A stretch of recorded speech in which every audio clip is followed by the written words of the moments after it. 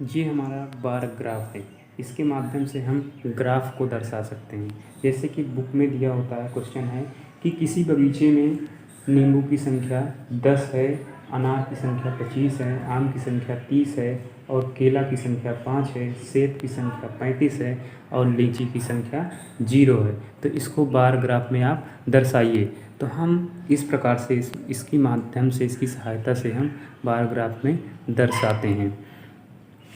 देखिए, क्वेश्चन में दिया गया था नींबू की संख्या 10, तो हम नींबू, इसको स्पर्श के माध्यम से ब्रेल में लिखा है नींबू की संख्या 10। यहाँ देखो 10 है तो 10 के सामने ऐसे आएंगे और 10 तक नींबू की संख्या 10 इस मोती तक यहाँ चढ़ा देंगे 10।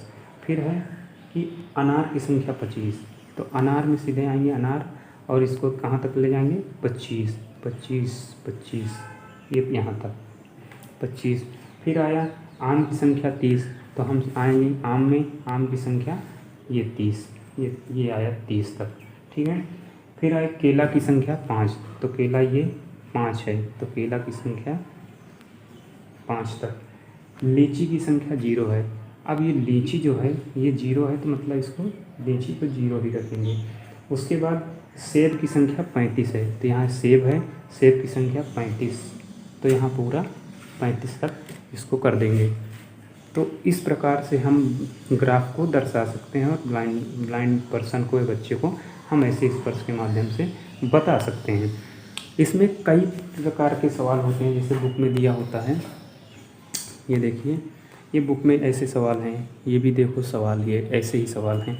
तो ऐसे सवालों को हम क्या है, किसी बार ग्राफ के मॉडल जो है इसी के द्वारा हम बता सकते हैं। ये देखो, ये इसमें क्या है, ऐसे ऐसे सवाल होते हैं, तो इसको हम इसके माध्यम से बता सकते हैं। बस इसमें थोड़ा सा चेंजेस होना चाहिए कि ये जो नाम की लिस्ट है और ये जो है ये स्लाइडर टाइप होना चाहिए। इधर से स्लाइड करो, नेम लिस्ट चेंज करो और अंदर फिर लगा दो, और ये भी है, इसको भी लगा दो, बार बार चेंज कर सकते हैं।